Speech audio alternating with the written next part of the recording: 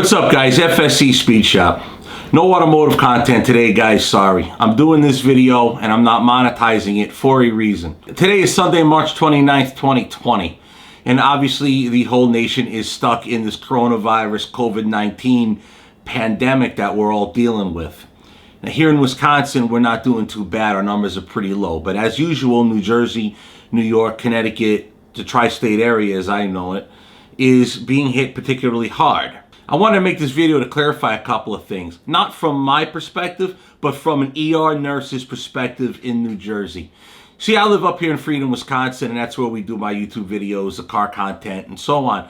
However, most of my family still resides in New Jersey, and New Jersey's having a tough time of it. New York obviously is even worse than that. My sister is an ER nurse out there. A little while ago, she did a Facebook Live video, and I felt maybe it would be better if I edited up a nice video rather than have her do a long drawn out live video and let her get the information out to you guys. By the way, I am Steve Feschek. This is my channel, FSC Speed Shop. Anybody viewing this video has my permission as the owner of this channel and the content that you may use this video for your videos. Post this on everything. There's no music in the background. I am not monetizing this video. You have the right to repurpose this video in its entire form to spread the information I'm about to give you. We are going to interview my sister, the ER nurse out of New Jersey. Now, with that comes this disclaimer. I am a truck driver and a custom car builder, a mechanic. I am not a medical professional. I've been watching the news regularly, and I've noticed a handful of things, which is the same thing my brother-in-law noticed. There's a lot of run for your lives out there, but there's not a lot of information given to you of what you should do if you feel you have this COVID-19. What do you do? We're getting that answer for you right now. We're going to call my sister and get you your information. I have my sister Tanya on the phone now. She wanted to discuss with you guys at what point do you actually come to the ER? So, Tanya, I mentioned a little bit ago as far as who you are and who you are to me. And I don't know how much you want to get into this video as far as where you work, what you do. So, in broad terms, who are you other than my sister and what do you do? I'm an experienced nurse of over 10 years, probably 11 years now. I have a varied background, some critical care, and I currently work in an emergency room in New Jersey. Okay, and you're northern Jersey, so you're not like deep down South Jersey. You're definitely in the mix of things when we're talking about the influx of people from New York. I mentioned earlier about how New Jersey's getting hard hit. New York is like an atomic bomb of bugs blew up over there. So you're definitely in the mix. Correct. And I have to apologize for how tired I look because I just worked 3 12-hour shifts in a row, and it's been insane. So you see the madness that comes into the front doors. Very much so. But the problem is we still have like the accident victims that we need to treat. We still have the abdominal pains or the hand lacerations, things that do require an emergency room. Heart attacks, strokes, but unfortunately we also have this bug in the ER, so we have to kind of contend with all of it. You get infected, you start feeling crappy or maybe not so crappy. Tanya, what do you do? There's what we call people who don't know if they're infected. We call them unknowns, because in truth, you and I, even just sitting here, we're unknowns. And the reason that is because this disease has a very long incubation period. So you can be sick for 4 or 5 days and not even know you have this thing. So that's why they're telling people to stay home even if you're not having symptoms, because you can very easily spread it without knowing you're actually spreading it. The time that you want to go to the hospital is when you're having a tough time breathing. Now, most people when they get a cold, they're not feeling so hot. They have a little cough. They might have a low-grade fever. That's typical, and that's what you can see with COVID. The thing, though, is that not everybody needs hospitalization. Not everybody needs to go to the ER, even if you do test positive with the virus. And anybody that just came in from the random car crash, they could have this COVID-19 and not even know it. So you have to be Correct. careful of that as well. A lot of incidental findings. So let's say you come in with a motor vehicle accident and you're complaining of chest pain. Okay, so we'll X-ray your chest, and in doing so, we'll be like, "Holy crap!" The COVID-19 has a very specific chest X-ray. That's why you'll see that there's a lot of confirmed cases, and then you'll see a lot of presumptive cases. And what that means is the confirmed cases are the ones that are confirmed via nasal swab. Actually, it's a nasopharyngeal swab. The presumptive cases are the ones that either, let's say you have like 5 people living in a house and 3 of them are confirmed positive with a swab, and the other 2 have very similar symptoms but have not been tested, or have been tested and the result's not back yet. Those last 2 would be considered presumptive positives. Also, like I had said somewhere else on a forum, just like cancer cannot be diagnosed without a biopsy, COVID cannot be definitively diagnosed without a nasopharyngeal swab as well. However, it takes 5, 6, sometimes 7 days for those swabs to come back. So what we call a presumptive positive is everybody that comes in with shortness of breath, we do a chest X-ray. And the chest X-ray shows a very distinctive pattern of pneumonia. It's a bilateral pneumonia, and it's kind of a diffuse. So it's not like a typical pneumonia, and that's how people are able to say that, yes, you're a presumptive positive based on your chest X-ray. It's a very distinctive X-ray. Now, a little while ago, you had done a Facebook Live video, which is what inspired us to do this video here. And one of your concerns was that people don't seem to know, because if you're watching the news even casually, all you're seeing is the, "oh my God, we're all going to die, run for your lives." And they're not really being specific as to what you should do should you start feeling ill, whether it be ill from the common regular flu or whether you have this COVID-19, you don't know. So what should you do when you start feeling under the weather? At what point do you start seeking medical help? Okay, well, a lot of primary care physicians are doing like telemedicine. So a lot of them are offering assistance over the phone. So my first thing is I want to say that I'm speaking simply as my own person, as an experienced nurse, not as a representative of any healthcare system.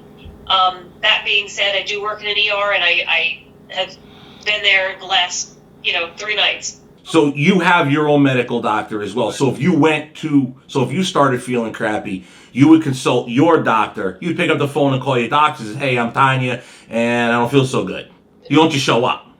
You're not feeling well. You have the sniffles. You have a cough, productive or otherwise. You have a fever. But let's say you're breathing okay. You might be bringing up a lot of stuff when you cough, but you're not an asthmatic. You're not suffering. You're not wheezing. You really do not need to go to the ER. If you're concerned, like I said, you can call your doctor's office. The other problem, too, is as soon as you mention the word, "I'm having pains in my chest," the doctor will say, "Are you having chest pain?" And the patient will say, "Yeah, I have pain in my chest." So then they're going to say, what? Go to the ER. So when you're describing your pain or discomfort to the doctor, make sure you explain, "Listen, I've been coughing for 3 days, and I'm feeling a lot of pain in my chest every time I cough because I've been coughing for 3 days." You get a more reasonable answer. But the time that I would go to the ER is if you're having legitimate difficulty breathing. Not, every time I speak 3 sentences, I have to cough. That's not difficulty breathing. Difficulty breathing is you are having trouble moving air in and out, or you're significantly wheezing. I'm an asthmatic, so I can tell you that when I have difficulty breathing, not only do I know it, but the people around me know it. I cannot lay flat. I need to use my inhaler, and then I get medical help when my inhaler stops working so much, because I know that the next step is that I'm going to need medical attention, usually, IV or IM steroids to help me breathe. I understand, obviously, that this disease progresses very quickly, so once you get to the point where you're not breathing well, you want to go to the ER immediately. But you don't need to go if you're what we call asymptomatic, if you're not showing severe signs of a major illness. I also want to address that the numbers that you're seeing on TV right now, they are from 4, 5, 6 days ago. So, I think at this point, there's like 2,400 dead at this point in the U.S., the last number that I saw. But understand that was 5 days ago. So this thing is real. It is very real. When I started in the emergency department that I'm at right now, we were intubating maybe one person a day. Intubating meaning giving them a breathing tube and putting them on a ventilator. Maybe one person a day. Then as it started to get worse, it was about one person a shift. Last night at the place of my employment, I believe, throughout the hospital, there were 4 patients intubated in the 12 hours that I was there. So you can see that this is not just increasing, but exponentially increasing. And I can tell you for a fact that it's true, including the death rates. They're from 5 days ago. You're looking nationally at something that will dwarf 9/11 without question. In death. Without question. Yeah, that alone is scary. We'll touch on that maybe another day, another time. As I watch the news on the TV, I see images of these drive-through testing sites where they've set up, either different states or National Guard has set up, and the common picture I see is the electric flashing sign that says appointment only. Now, these are the drive-through sites. They just don't want just anybody rolling up in there for a test. Is it correct to say the ER is like that too? Unless you have an actual emergency, you're having a hard time breathing, or if you've got something real, you wreck a car and your arm is broken or something, these are emergencies. But if my ear hurts, I should call my regular doctor, not the ER. Don't show up to the ER. But also, I want to say that we are not a testing center. To repeat, we are not a testing center. The emergency room is for emergencies, not, I feel a little under the weather, my best friend got tested for COVID and they turned positive last week, so I need a test. No, you don't. No, you don't. Right now, sitting here in Freedom, Wisconsin, we have a much less infection rate. There's a website that I have, matter of fact, that you sent me, that I've been checking the numbers. Up here, the numbers are very low compared to where you're sitting. However, with that being said, it is obviously a possibility that I could have this and simply not know it. But let's assume, hopefully, that I'm okay and I don't have anything.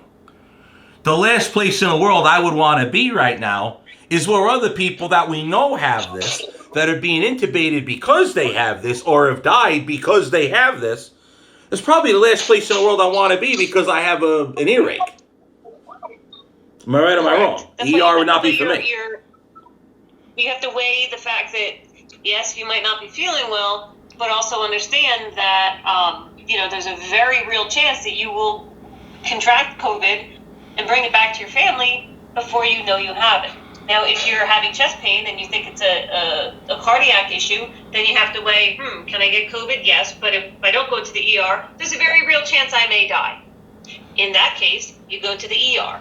If it's, I have an earache and my doctor gave me medicine and I started taking it a day ago, but it's not working fast enough, I need some help. No, you don't. No, you don't. You need to go before you actually get really sick. It's an emergency room. Call your doctor for something like that. Right. And that's basically the purpose of this video, guys. No one's out here to scare anybody. In fact, and again, I'll say this again with Tanya on the phone. I'm putting this up on my YouTube channel. I am not monetizing it. I'm putting this information out there for you because the news media, frankly, is not explaining what you should do if you feel ill or whether you should or shouldn't go to the ER. Again, I am not a professional medical person by any... Look, I build cars, trucks. I'm a trucker. I know nothing about this. My sister's an ER nurse. She knows way more about this than I would, so I reach out to people that I know for help. Point is, if you have problems that are not an emergency, look, use your common sense. You know what an emergency is, okay? If you're having a heart attack, yeah, you need to go to the ER. That's kind of obvious. If you stub your toe, probably not. Just wrap it up, deal with it. You know, it's not that big a deal. The fact of the matter is, most people are not realizing if you go to the ER for something that's small you don't need, you could bring it back home to your family because the ER is where this thing is. And it's in all of them. I guarantee you, with the 6 cases that are here in Outagamie County, that's what that website shows as of right now is 6. And those results you just said are 5 days old. I got news for you. They went through the ER locally. And I don't know if I'd be taking my chances over there unless I had someone I absolutely needed to see them with. Now, I will also say, too, though, that we have seen some deaths where people have put off seeking medical attention and put it off and put it off and put it off until they got to the point where they could barely call 911, and then by the time 911 gets there, you know, it's too late. So you have to kind of... I'm begging for people to use common sense, and I'm learning very quickly that common sense is not so common. Because to me, if you're having trouble breathing, it's very different than I have a cough and I want some attention for it. So if you're having difficulty breathing, don't wait until it gets so bad that the medics are going to need to intubate you in your own house. Now, when you mentioned about being intubated, as a whole, are you automatically in at death's door at that point? Or are you, even once they intubate you, do you have a decent chance of coming out of that? Because to me, that sounds pretty scary. Depends on the person. It totally depends on the person. Like, for me, for example, I'm a bad asthmatic. If I were to catch it and I would need to be intubated because I can't breathe, I'm 40 years old. You know, I have a very good chance of coming out of it. I don't have a lot of other, what we call comorbidities or illnesses that would take me down. I'm not a diabetic. I do not have high blood pressure. I take pretty decent care of my physical self. I exercise regularly. At least I did before this all started. But in truth, I would have a good chance of coming out of it. Somebody who's like 65 years old, is a smoker, drinks heavily, doesn't exercise, is overweight, has an underlying cardiac issue and blood pressure through the roof, they're going to have a harder time coming out of it. I also heard, I don't want to call it an accusation, but I think I'm gonna call it that healthcare providers are intubating people because then they're put on closed circuit ventilators and it keeps the healthcare team safer. That's bunk. That is crap. Because there's 2 things about it, 3 actually. If you get to the point where you're intubated, you're pretty damn sick. It is not something that we do to, you know, the average person just because we feel like it. We're not practicing on you. Secondly, a lot of the ventilators, even though they're closed circuit systems, meaning that we can even suction them in the system through the ET tube, the air tube, but the air goes somewhere, right? And if it's not properly filtered and released back into the air, not just the process of intubation, but putting somebody on a BiPAP and putting somebody on a ventilator actually puts us at greater risk. The shields that we have to wear when we intubate somebody, we have to have the gowns, the masks, the goggles, and then a face shield, because we generally will get sprayed with fluid goo. Well, you stick a tube down my throat, I'm not going to sit still for it. What's up? If you stick a tube down my throat, I don't see me sitting still through it, so that's exactly the problem. Paralyze you. Oh, well, okay. Thanks. No, we do. It's a paralytic. Tom's laughing over there. No, we drug you, we knock you out, and then we paralyze you so you can't fight the tube, because the only way to get a tube through the vocal cords is by paralyzing somebody. And you're definitely not doing that just because, oh, well, it's easier. Exactly. And it's a greater risk to us. People don't understand. In order to intubate somebody, the best case scenario is that we do it in a negative pressure room. In all of the rooms in my ER that I work in currently, there is one negative pressure room.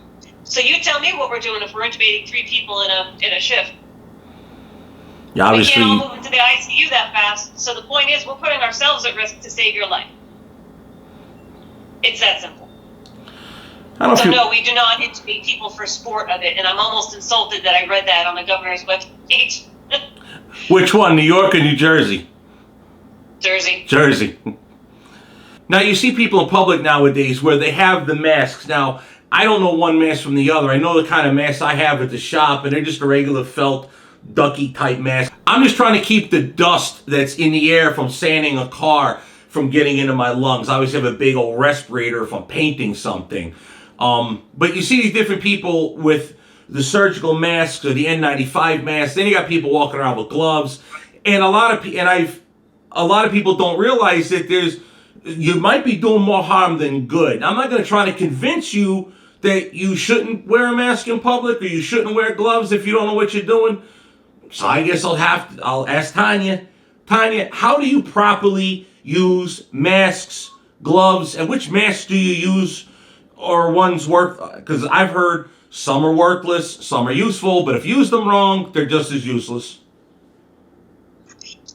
Well, that's true, because see, for us it's a little different, because we use the N95s in known cases, and those are thicker masks. They make a seal around your face, so when you inhale, it sucks down to your face, so you have to breathe through the filtration of the mask. The surgical mask, the simple mask that people just kind of wear like this and up and over the ears, that is really just for droplet protection. So if I come up to you and I sneeze in your face, that's going to protect you from inhaling the droplets. But it's really not known whether this is droplet or airborne. So, if people feel comfortable wearing surgical masks in the stores, I'm not going to stop you. That's your thing. Understand that in the hospitals where we have to care for you, we have a shortage of them. So if you're buying them and not donating them, then that's on you. But if you are going to do that, when you get home, you're going to want to take the mask off with the straps, with your gloves. I would take your gloves off because you don't want to touch your body with the gloves on. And take it off without shaking it out, and then just dispose of it, or let it air out somewhere, maybe outside or in your garage in a bag or something for several days. That's actually what we're doing. We're airing our masks out for several days, and we have to reuse them because we don't have enough. They're saying that you can reuse the mask over and over. You can, but don't use the same mask over and over in the same day. So regarding gloves, it doesn't really matter how you put them on. What I am seeing in the stores, though, is that people are putting them on, and they're going through their selections, and then they touch their face. Defeated the whole purpose. They do that, and they rub their eye. So at that point, you're better off not wearing gloves, because at least your skin has some protectant on it, where these gloves have nothing. So the best way to take off your gloves is to hook the rim from underneath, but without touching your actual skin. Pull it off inside out. Crumple that glove up in the gloved hand that's still gloved with your now bare hand. Hook underneath. Pull that one off inside out, and now you have a packaged glove system that if you did touch something contaminated, it's in there. But here's the part that people are missing. Then wash your hands. Don't touch your face, don't touch your mouth, still wash your hands up to here. I can't tell you, I probably washed my hands more in the last 2 weeks than I did in the last 43 years. Yeah. Truth. I'll believe it. Now back with the masks. I see people in public, they're always adjusting them. There's a problem. It's hard not to. But that could be a risk to you if you're constantly with the gloves in the hands and the face. My point is, isn't the mask, if you're not familiar with wearing it, isn't the mask now attracting your hands to your face more than it would if you weren't wearing a mask? I would say yes. I would say that's the case. So if you are going to use... I can say, in the emergency room, we are now wearing them throughout the entire shift. I don't know if my nose isn't red. Everything is sore. My whole face hurts And down here, like we're getting rashes because of the way that the masks are sitting. So it is natural to kind of touch your face. But, you know, if you insist on wearing a mask, try your hardest not to touch your face. Right. So I'm not saying that these precautions are a bad precaution, just saying know something about what you're doing before you do it. And the mask, by the way, goes over the nose and the mouth, not just the mouth. Oh, I've seen that on TV too. It's the biggest thing I've ever seen. It's not helping you if it's not over both. No. In the end, this virus, from what I've seen on TV, it has to come in through your mouth, your nose, your eyes. That's basically it. Because it's respiratory. Correct. But that's the other key part that people are missing. When we're at work, we have the goggles and the mask. Goggles. Right. Because if somebody sneezes, I got my nose and my mouth covered, but my eyes, which is also a mucous membrane, just picked up the virus. Long story short, what she's trying to tell you is don't avoid the ER if you have an emergency. But use your common sense as to what an emergency is. I keep using the earache thing. I know somebody that did that. What are you thinking? An ER it's in the emergency room. It's for emergencies. If you know, don't. It's what Tanya said a little bit ago. Don't try to be a superhero. If you think you have it and you're having chest pains and you're having problem breathing, yeah, get your ass to the ER. But if it's just dumb stuff or you're looking for a testing site, wrong answer. The ER ain't for you. Imagine if you're negative. You go to the ER for a test, you come out positive. And then you go back to the ER and you come out in a bag. It happens. It happens frequently. So guys, that's why you use the drive-through sites. That's what they're there for. If you're okay, you're just feeling like you have a flu, you know, you get in your car and you go to the drive-through site, that's what they're there for. That's not what the ER is for. You're probably going to have to make a couple phone calls before you go. I don't know where you live, wherever you're watching this video, but you can probably have to make a couple phone calls before you go. Yeah, I know for a fact you can't just show up at the ones they see on the TV. Around here, I don't even know if we have drive-through sites. My first call, if it were me, my first call would be, Tanya, you tell me if I'm right or if I'm wrong. My first call, if I started having problems, would be my regular doctor. Tanya, before I let you go, is there anything else you want to bring forward in this? I have come across people that, you know, are not in the region of one of the hot spots, who have questioned the reality of the situation. And I get it, because if I wasn't seeing it from my own eyes or I didn't know somebody in the thick of it, I tend to question everything too. I'm not a conspiracy theorist, but I don't believe everything I'm told. Certainly not just, you know, I always figure out, you know, where it's coming from. So in this situation, I'm telling you where it's coming from. It's coming from the front line. There is a front line. There is an actual war. We are fighting it. We're doing our best. But if people would do their part and stay home, they don't need to be out right now. That's the best thing that you can do. Protect your family. Because just because somebody doesn't look like they're sick doesn't mean that they're not sick. I just read on the news that the police busted up a 52-person party in an apartment.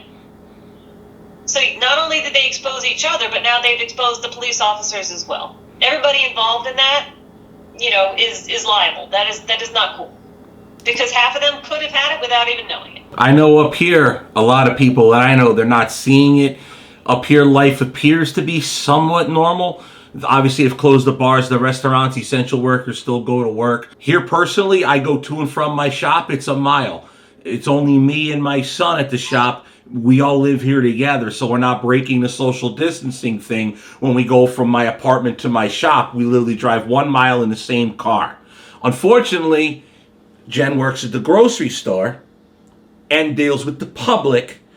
There's nothing we really can do about that. That's just the way it is. We certainly aren't going to Walmart every day looking for toilet paper. We're down to once every week, maybe 2 weeks. That's it. Do one shopping all at one time, bring it home. That's it. We're not going out anymore, and that's that. Now, as a truck driver, eventually I got to get back in the truck and I got to go, and that puts me in the thick of things. But these are things we have to deal with. But don't for 1 minute think it isn't real. I'm going to send you a picture in a little while of me at work last night, because you'll see that I have, there's very little of my face skin showing. I have a head dress that goes from here back and covers my hair. My hair usually I'll put in a tight braid because they're showing that this virus actually will stick in your hair and on your clothing. So there's only this part of me. I have goggles and a mask that goes from here to here. My face is not exposed at all.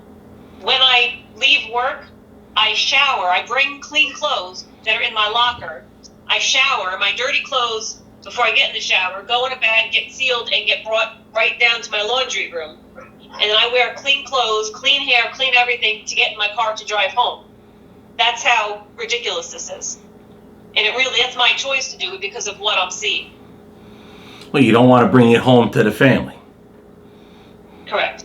Guys, I'll say it one more time just for the sake of arguing, okay? No matter where you are, understand that your locality might not be very bad yet, but it is getting worse. And the hot spots are where they are, and they're moving. Today, we did go to the store today, because today was our week and a half. We went to go shopping. And there was a Prius in the Walmart parking lot in Appleton with New York license plates. It's here, guys. They could have brought that here. I don't know. We seen that car in the parking lot. Obviously, I don't know who it was. But if they left New York for a reason, could they have brought it here? Absolutely. So that's how this stuff spreads. I just want to make mention one more thing. When you do go to the store, it is suggested that when you come back, after you get done unloading your groceries and getting rid of the bags, that you take a shower. That's a good time to take a shower. Head to toe, make sure you scrub your hands. And for anybody that has hair, you wash your hair. Exactly, Ado. Not everybody has perfect heads like this. Long story short, guys, you don't want to bring it home. You don't want to bring it home to your family. You don't want to carry it around and hand it out to people because, like Tanya explained, you could have it and not know it. And you could be handing that out for as much as 5 days or possibly more. You don't want to be handing it out to the public. That's the whole point of this. So in the end, if it's an emergency, go to the ER. If you're feeling like you might have it and you're not feeling all that bad, but you're not sure, call your regular doctor. Find out from there. Call mobile test site if there's one in your area. Talk to them. There's a criteria you have to meet to get to take a test, I know, from somebody else in my family that has it. So you have to follow that criteria. But don't just show up to the ER for nothing. Like I said earlier, imagine if you show up there negative. You go home positive, then you wind up coming back, you don't make it, and you wind up in the ice cream truck going home. And literally there are parking refrigerated trucks next to hospitals in New York City. That's common sight on TV now, tell. I put this up on my YouTube channel. If you see this video any other place, share it. I am not monetizing this video in any way. I'm not plugging my shop or my channel in any way. I just want to get this information out there because the news media just wants to panic you and not tell you what you really should do. That's where we come in here on this. So share the video out throughout your social sites. Put it out there. There's no issue with that at all. That's why there's no music, no production here. It's just me and my sister talking on the phone. That's that. Last words? No, just use common sense and stay safe. Take care of your families. All right, T. Love you. Be careful. Love you too. Bye. All right, bye-bye.